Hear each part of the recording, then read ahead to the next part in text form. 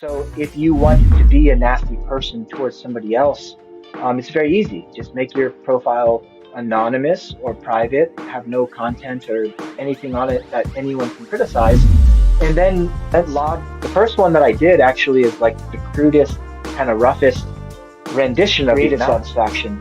And so, along with discipline, effort, and hard work, you have stress. So it's just the nature of it. But it's something, these are voluntary stress tests.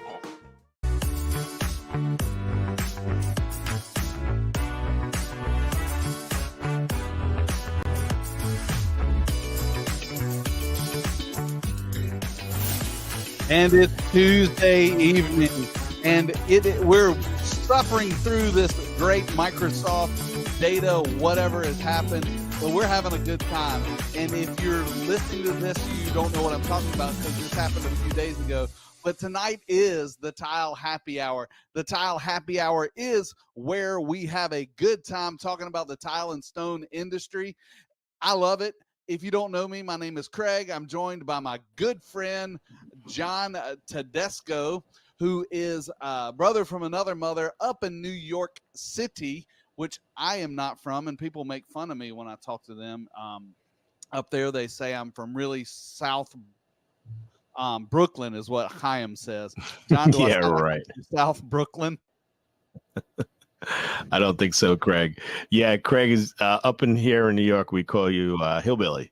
Is that an insult? I'm not sure. Is that insulting? I don't know. Hillbilly's okay. Yeah, hillbilly, redneck, all those things I kind of grew up with, and I think it's okay. I'll embrace it for now. But John, you and I have both been in the tile industry for a very long time, and that's why we do this podcast. We just like talking about tile, talking about the things about tile, what's happening in the industry. And if you found us wherever you're watching from tonight on LinkedIn or Facebook or YouTube, that's what we're here to do. That's right, Craig. We're here Tuesday nights is the Tile Happy Hour. We've been doing this for quite some time now. It's been a lot of fun. We've spoken to a lot of great people, got a lot of great people lined up. Tonight's guest, of course. And super hot in New York the last few weeks. We've had a lot of crazy things going on in the world and politics and weather. It's been oppressively hot, but it's not snow, so that's good, and I'm okay with that. Tuesday nights where we don't have to worry about the politics and the heat. Hopefully you're in the air condition and you're sitting around thinking about how to install that new tile or what new tile to pick out for your renovation, all those things. And John, you mentioned tonight we do have a guest, and Nathan is with us tonight. And Nathan was scheduled to be with us at Coverings, but got sick and got ill. And we're finally getting around to getting him rescheduled, and he's back together. So I'm excited to talk about Nathan tonight. Yeah, me too. So if you're watching out there, let us know where you're watching from. If you're watching this live, you're watching this on a rerun, just tell us where you're watching from. If you have any questions for us, just post it. Let us know. Even later on, send the message to us, and we're glad to answer any questions regarding tile installation, design, kitchens and baths, residential, commercial. We just love the industry. That's why we're here. That's why we do it. We love our audience, and it's great, Craig. We get a lot of feedback from people, emails, text, private messages. And we would just love to contribute, as Craig's always says. He just wants to always give back and tile the world. And, we just want to spread the tile love around the globe. And we kind of gravitate to people that are like-minded, like our guest tonight, who's like-minded, also extremely talented. And, I'd love to bring him on. Yeah. So, let's bring on Nathan. Nathan, I don't know if he prefers to be a tile setter, an artist, content creator. Just by following him online, I think you do it all. Nathan, welcome to the Tile Happy Hour. I'm happy to be here. That was a wonderful introduction. Nathan. Thank you.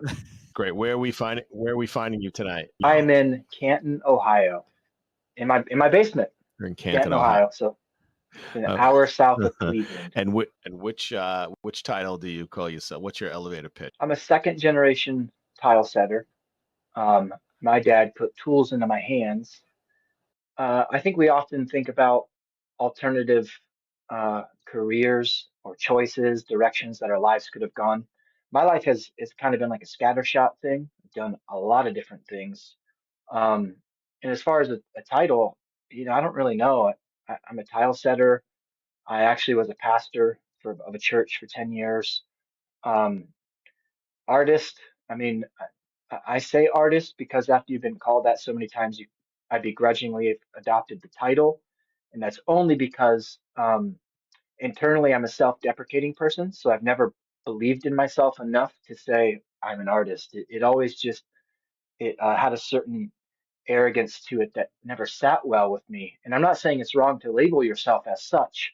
Like I said, I'm just a person who uh, at surface value, you'd see all these things I could do, and you would expect that my internal narrative reflects those abilities in terms of what I call myself, but it doesn't. I just happen to be a person who likes to do everything and am very self-deprecating.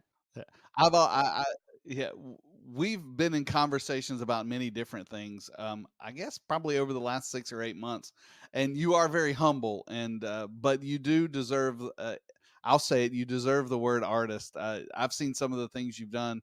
Where I found you, actually, our CEO turned me on to you. He said he sent me your link and said I like this guy, and that's Eli. If you're watching, thanks Eli for leading us to Vision, Stone and Tile, and Nathan.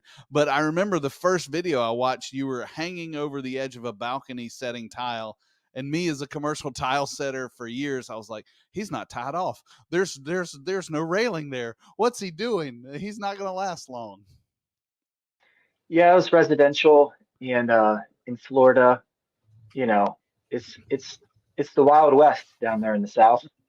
And I was hanging off the balcony, which for a guy like me who's I'm used to being low. So I would say that um, if I were to analyze the thing you said about being humble, it's probably just a direct correlation with the fact that tile guys we're just in the dirt all the time. We're just crawling around on our knees. And so over the decades, I suppose it warps your perspective a little bit. And I view life from my knees, I suppose. But that was quite the adventure for me. I was like Well, it 20 keeps you feet in humble the for air. sure. How did you get to a project in Florida from Ohio? So I got to Florida. It was just a contact in the industry. I've been tiling now full time since I was 18. When I first started, I moved to Pensacola, Florida, and I was already trained working with my dad. So I took a tile job in Pensacola and just had I had two employers down there for the time that I lived there for 4 years. And then I moved away. I was gone for 10 plus years. And a friend of mine who was a very good subcontractor down there just had a really big job and needed to recruit some help. So he called me up and pretty straightforward how that all happened. You know, how long have you been on Instagram, roughly? Are you, like, where you've had a fair amount of interaction? Is it years, months, many I've been years? on Instagram for I would say at this point, it's 7 years. I think I started around 2017. So Um, the reason I asked you that specifically now is because Craig mentioned before that our CEO said, "Hey, Craig, check this guy out, talk to him." And that same day, or a day before, a day after that, I mentioned to Craig, I said, "Yeah, I saw this guy, and I happened to learn of you almost at the same time that our CEO said that to Craig." And I mentioned to him, I was like, "You know this guy?" I said, "No, I just saw us. You got some cool content." And it was just so weird because, I've been active on social media for a long time and you've been there for a long time. And it's just weird. And I'm wondering if there's like even connection that people I'm connected with happen to be connecting with you, and maybe, the Instagram gods connected us. But it was pretty interesting how that really happened. And your content is great. And you're talking about, how you got into the industry.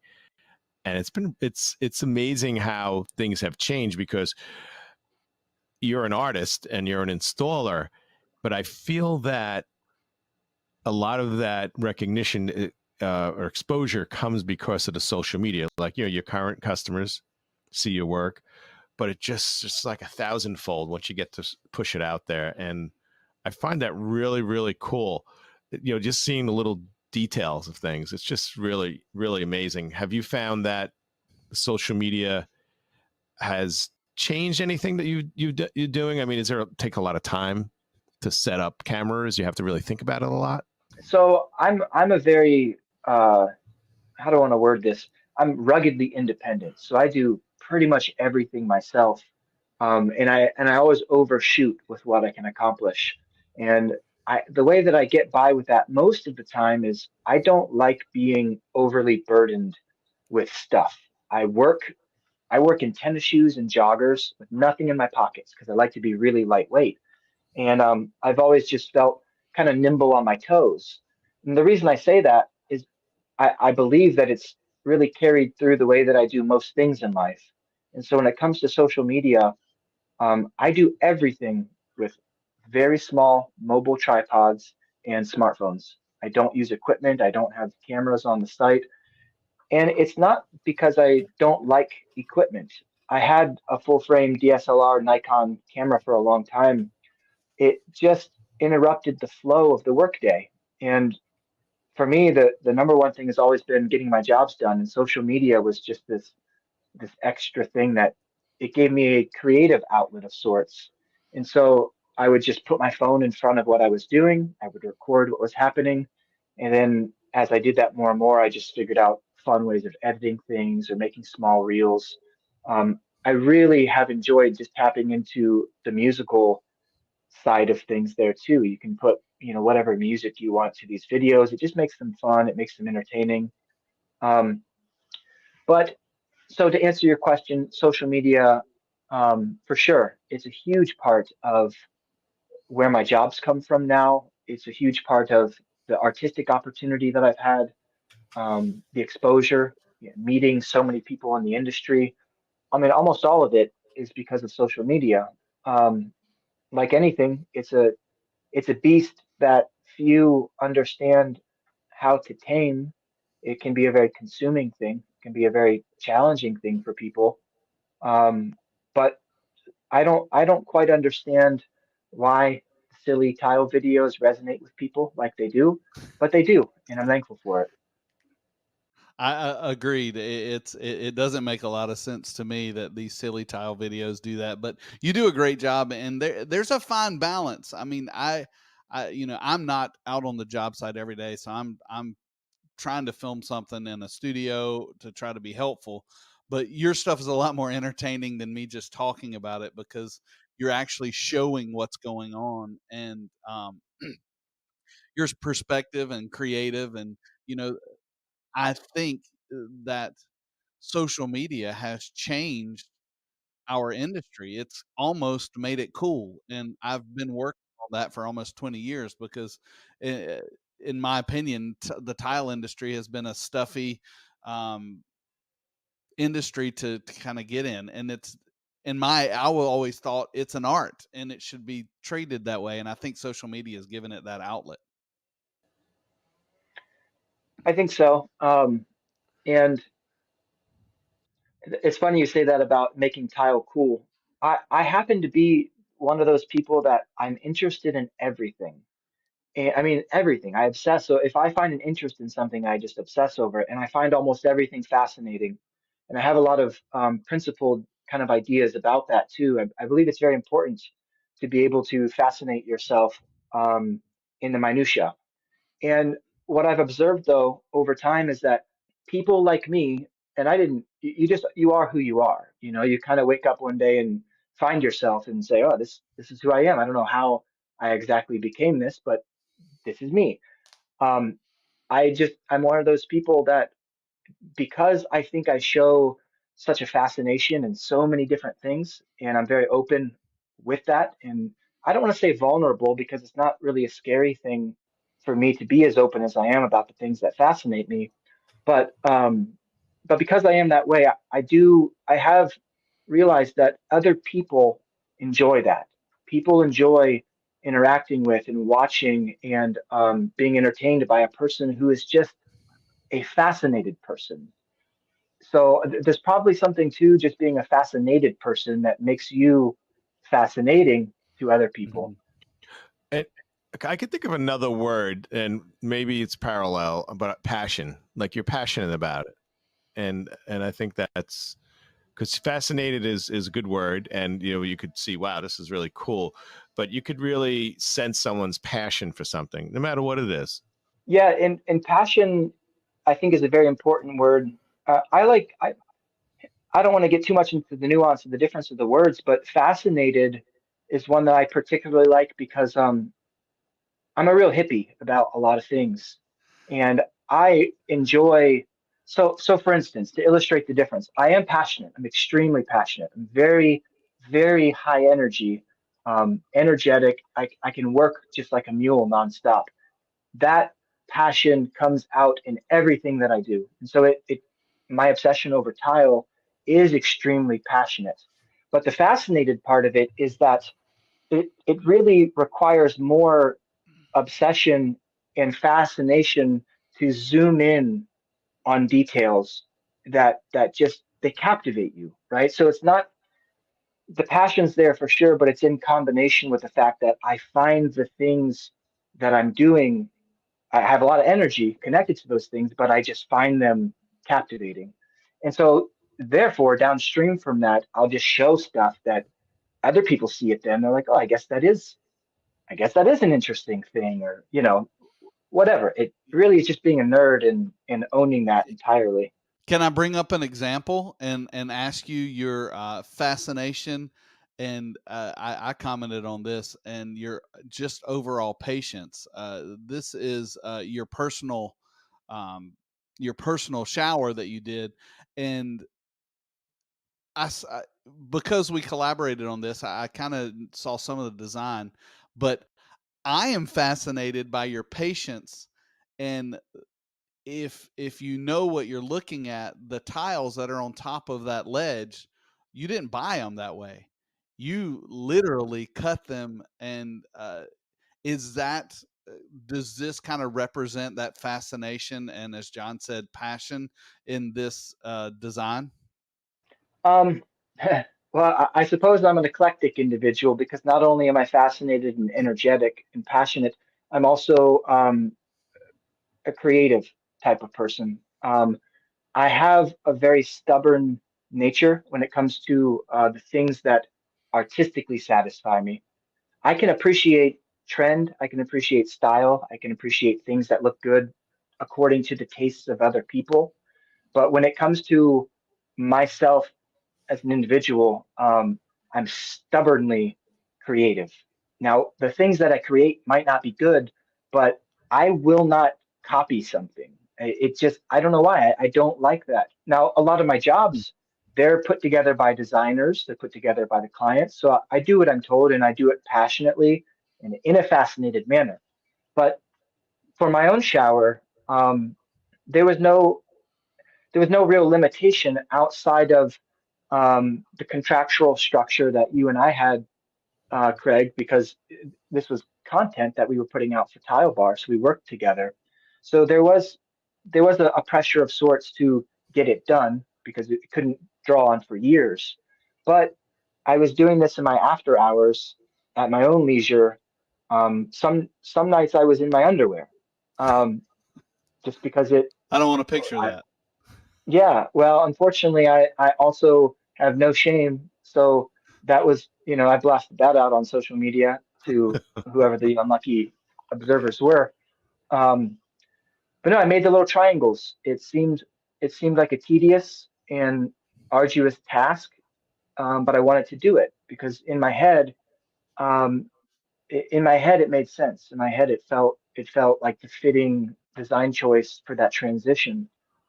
So I worked out the math and got set up and made my jig and cut for that particular ledge there 188 triangles. And then around the niche, I doubled the size so that it would be a full piece front to back and cut another, I don't know what it was, another 80 something triangles for that. Well, what's unique or not unique, but if you don't think about it for a long time, and most people won't. Most people look at it and go, "Oh man, that's amazing."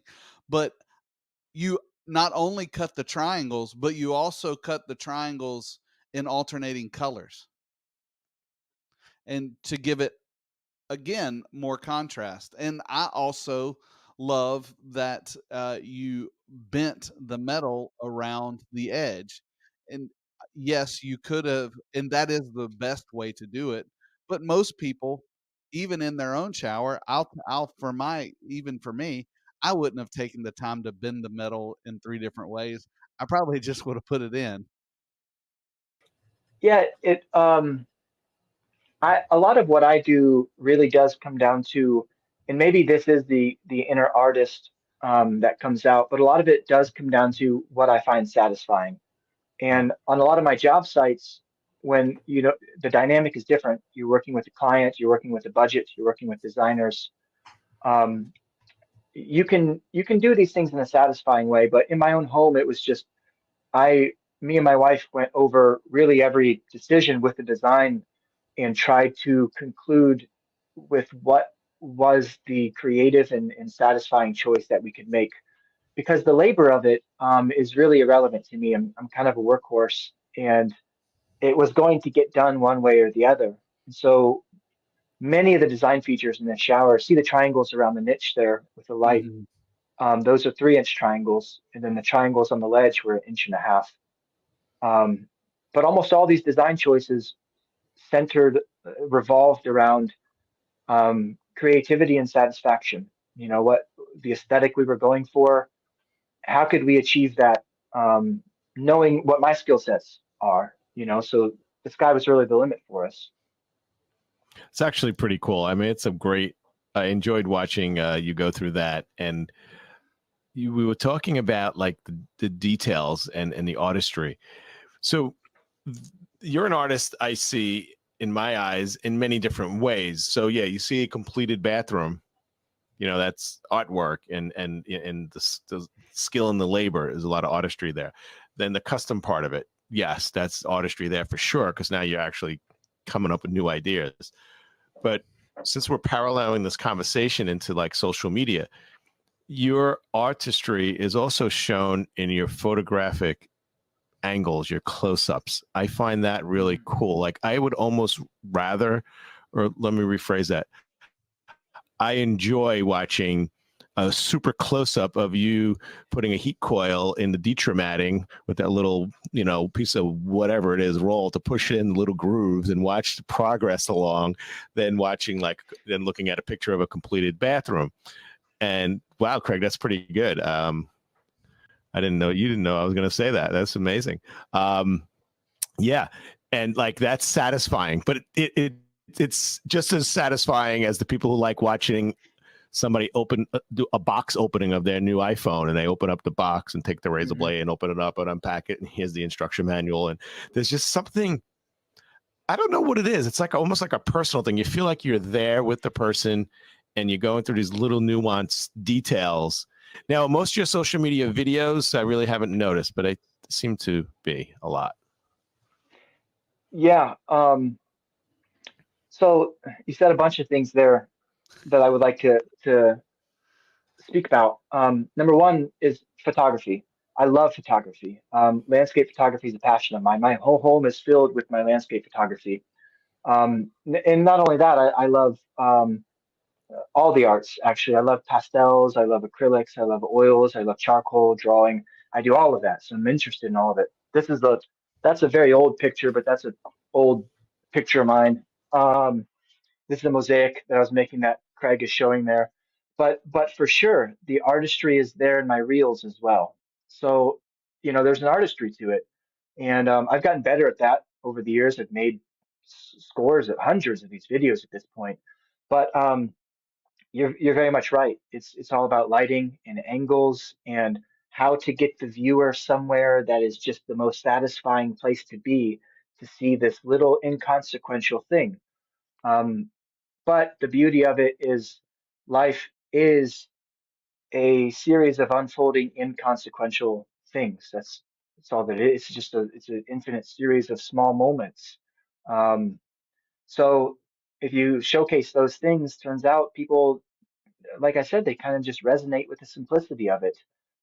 It takes them somewhere in that short little moment that maybe they like to be for that moment.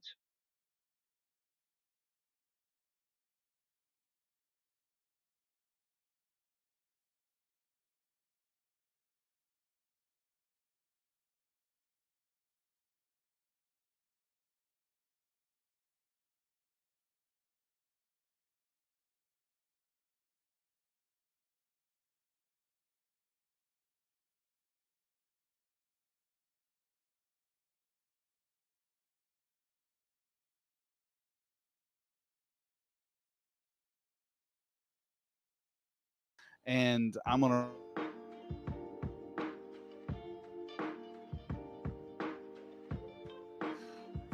that's our New York showroom, and Tile Bar has everything. Terrazzo tiles, all the way to cement tiles, and anything you can think of, LVT. And supporting them supports the tile and stone industry. It supports this podcast. John and I are thankful for the creativity of our executives and the things that we do to try to bring new things to the tile and stone industry. We're not just like any other distributor. Tile Bar is different. They are curating things you haven't seen at Home Depot and Lowe's, and maybe even a designer store in your neighborhood. So if you're looking for tile, tilebar.com, find it. It is for you. Thanks, Tile Bar, for supporting the tile and stone industry. Thanks for supporting the Tile Happy Hour. John, we were talking before about and you mentioned passion. So I asked Nathan, what are you passionate about in the tile and stone industry? And I know you kind of said, and I agree with this a little bit, or I have a little bit of this in me. I can do a lot of things very mediocrely. I'm a jack of all trades, as some people say, a master of none. But what are you passionate about in the tile and stone industry? What do you love the most? What keeps you going? It probably speaks to what John was saying about the Italians' infatuation with design and aesthetic and creativity. I love how artistic the trade is. You think about what it is that we do. Um, well, you wanted three things from me that I was kind of passionate about in the industry, and I thought about that. And all three of them would really be non-specific reasons. They would be more for principled uh, reasons, and those would be it's kind of adjacent nature to the arts. Um, it's wild, it's kind of the arts are kind of insane if you think about it. It's visual imagery that we're recording. We're recording and through whatever the medium is, we're putting these images onto a transferable medium, right? In tile work, it's like my shower, for instance. All these geometric shapes and patterns and designs and these symmetries. It's very abstract. It's very derivative. And when you really dig into the nature of the arts, they touch on something I think that is universally like resonates within humanity. There's something that we pull from. I don't know if transcendent is the right word, but there's something that we pull from the creative place, the mysterious, whatever that it is, we pull from that. And we as humans, our civilizations they're obsessed with it. I mean, we beautify everything. I mean, we're also very good at doing a bunch of terrible things in the process, but we're obsessed with beautifying things. And when you dig into the nuts and bolts of what it is pragmatically, it's like I'm putting shapes on walls, various colors and sizes and shapes and geometrical patterns. And you really have to ask yourself what that is. And I think when you dig into those sorts of questions is when you recognize like it is very foundational to tile work that you be a creative person because it's a very abstract and derivative thing we're doing. Now it's a lasting covering, I get that, but we in our creation of something that will last for a long, long time to cover up a wall or a floor, we didn't just do it in the most practical and pragmatic way. We choose to do it like in this little reel here with multicolored shapes and sizes and patterns. We really are flamboyant about how we doctor up the aesthetic of reality. And so I love that about tile. It's highly creative and artistic. That meshes well with the things that I enjoy. Yeah, if you wanted Um, to be just pragmatic about it, you can just put 4x4 white tile on that bathroom wall and spend a lot less money, a lot less time, and it'll last just as long, right? mhm, And there's a time in this country where tile, before the influx of the Italian and the European products came into the market, I guess in the 70s, it was really just 4.25 inch tile, green, and maybe you'd be creative with putting the black and coral together, and maybe the mud cap would be a different color than the field tile, the base. That was the extent of being creative, because for the most part, that was just not a thing to have a bathroom and do all these really unique things with it. It was just, these are the options: 4x4 tiles, maybe some different colors, and that was it. And then there was the whole influx of, and my dad was actually part of that. He's kind of a pioneer in importing high-end Italian tile to New York in 1976, I believe. And he had found these products in Europe, and it's like, well, we need this here in America. And he and a lot of other people in the industry that were kind of in the infancy started importing Italian tile to the United States, and Italy was really ahead of the game. They were the game, like they would just, it's in their blood, just creating these mhm. products, and we figured out a way how to implement it into the U.S. So yeah, I hear what you're saying. It really does transcend, I think, into what you're doing now. Nathan, do you feel like the addition of social media has added more joy or less joy or more stress to to going to work every day? um, well, more joy, yes. More stress, yes. Um, but those two things I think go hand in hand.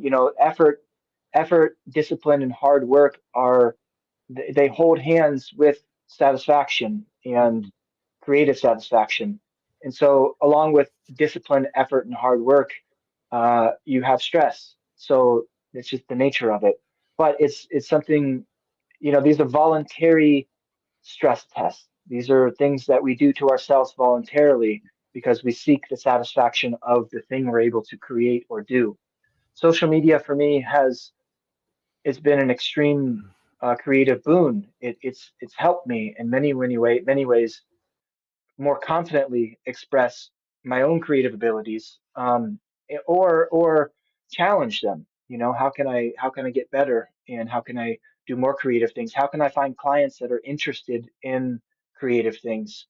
Um, so overall, I would say it's been a net positive, and I understand that's probably it's very debatable because it's an emerging technology that our culture and the cultures around the world are we're going to struggle with for a number of decades to come to understand the balance when it comes to our interaction, our screen time, our usage, and also understanding the marketing manipulation that takes place, and understanding that when you interact in social media, like you are the product of companies who have economic incentive, which I'm not saying is a negative thing. All that I'm saying is that our species as a whole is interacting with an emergent technology, and we're not necessarily the best at it yet. But we won't throw out the baby with the bathwater, and we'll look ahead. We'll try to look out into the future and understand the ways that these platforms are helping humanity. I think that they are, and I know that there's a lot of cynicism regarding social media platforms, but I view it as emergent technology that we will, in time, strike the right balance with. Yeah, I definitely, un, or fortunately, I'm not in the position you are. I don't have to sell a product to a customer and also be judged by the social media. I think that's a balance, and I applaud you for doing that, because I would I would worry about number one, okay, I've got the customer satisfied, but are the 17 holier than thou guys that are following me online, are they going to criticize my work to death? I would worry about that. So I applaud you for navigating that hopefully well. And Well, therapy. it's a tricky path that you have to go down, but um, I do my best to remind everyone that I'm a human being, which is a very cliche and silly thing to say, but in social media land, people forget, that it's easy to project a persona of perfection into the world when you control the aesthetic of the narrative, when you control what it is that you are putting out there. It's very easy to manipulate that and control how that's perceived. And so if you wanted to be a nasty person towards somebody else, it's very easy. Just make your profile anonymous or private, have no content or anything on it that anyone can criticize, and then lob all the cannonballs you want into the person of your choosing. Um, the way that I've navigated it from the beginning is I will showcase that I'm doing my very best. To the best of my knowledge, I'm doing something as best as I can. And I've been doing it long enough at this point that I've just built up a certain level of confidence when it comes to mistakes and things going south and the different scenarios and contexts that you run into. I mean, I've seen it all pretty much at this point. So none of it really intimidates me because usually the pickles that I find myself in, I've been there before. And so you can see the way out of these scenarios. And usually when people are coming to you and in hurling insults and criticisms, it speaks to a certain either inexperience or a certain immaturity, and which is it's fine. I understand that. Not everyone is going to use these platforms in a way that I approve of, but that's not for me to say. Yeah. Well, So you talk about immaturity. Like somebody could post something negative about a post, and then let's say a year later, that same person may be a slightly different person and not post that. And so you're always going to find somebody on social media that's in a bad mood, or they're currently immature, or maybe they will mature, or maybe they're mature and later on become cynical and hate the world. And here they are on a tile guru website or social media and want to criticize. There are a lot of local, like on Facebook, there's a whole bunch of Facebook groups talking about tile and tile fails and I just, and a lot of contractor groups locally, nationally, and I just cringe when someone posts something about a project that they did, and these guys just jump in, and at that moment that person wasn't looking for, they were asking advice on A, and then they're chiming in on B, C, D, and E that they see in the picture. And then someone jumps in and says, give the guy a break. And then it's like an argument and a fight. And it's just like, I'm not even necessarily talking about the tile pages. There's, general contractor pages out. I view a lot of those. Yeah.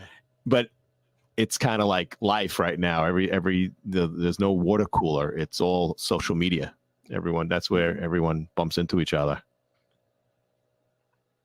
yeah, and it's an easy place because we also, it's difficult not to assume that the people that you're interacting with are not of the same, we'll say, psychological development and or level of maturity or whatever.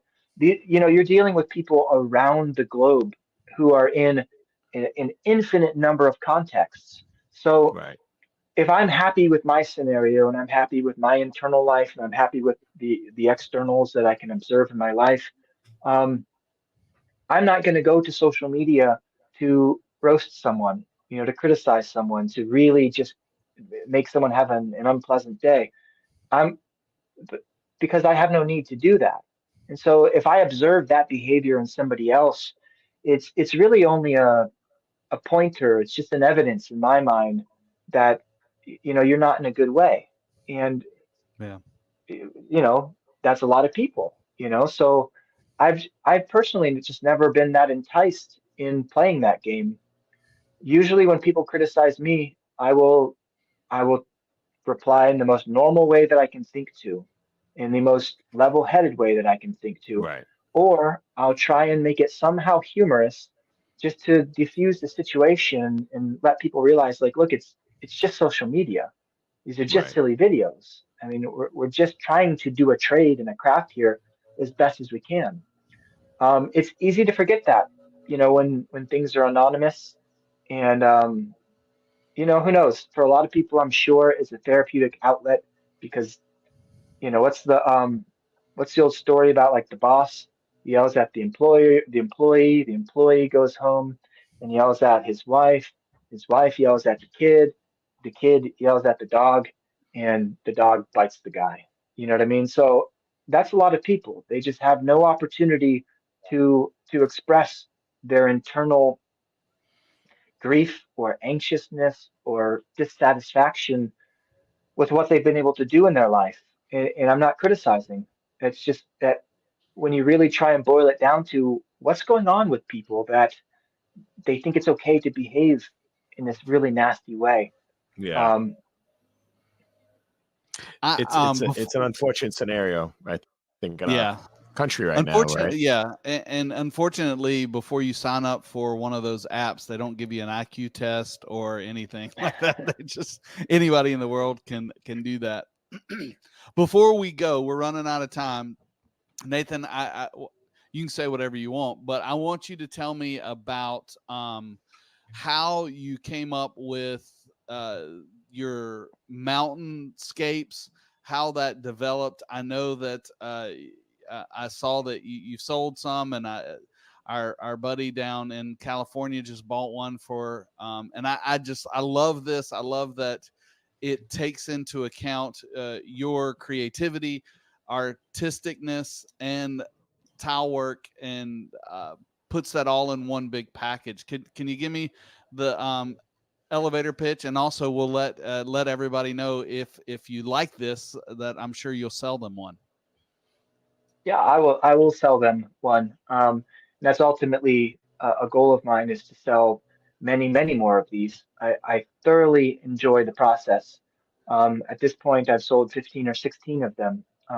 So it has some steam, which is good, but I would like it to continue to pick up steam. Um, it came about because I went to Wyoming to do a project for a contractor's personal home, and he had a beautiful, I mean, just gorgeous home overlooking a river with the Absaroka Mountains in the background.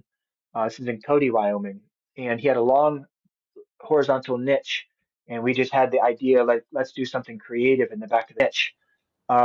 On the floor of the shower, we created kind of a river with the pebbles, and so we just decided, like, this would look really cool with some mountains.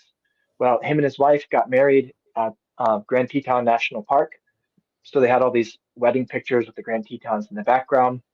That one right there is Mount Fuji that I'm working on.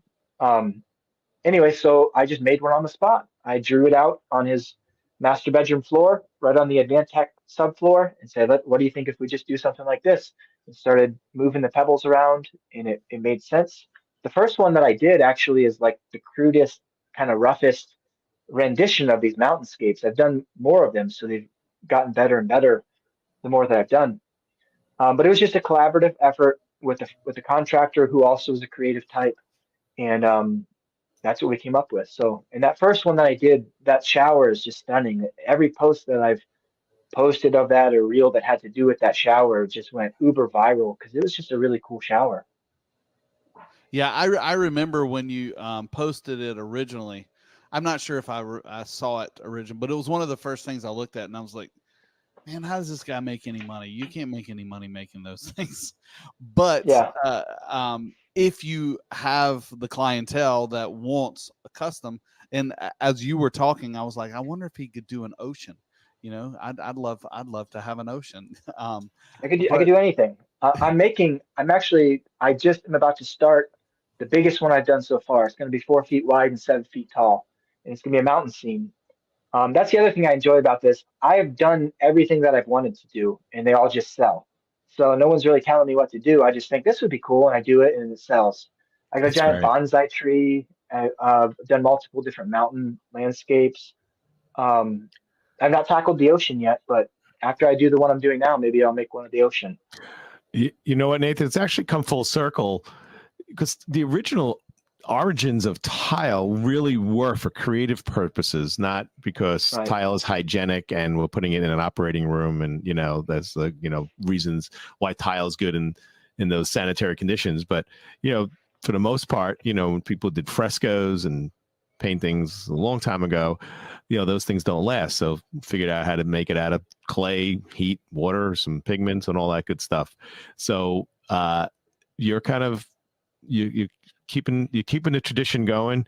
You have a vision tile. It's really cool. And Craig, we'd love to get our viewers his contact information, so we'll include that in this podcast if somebody wants to reach out.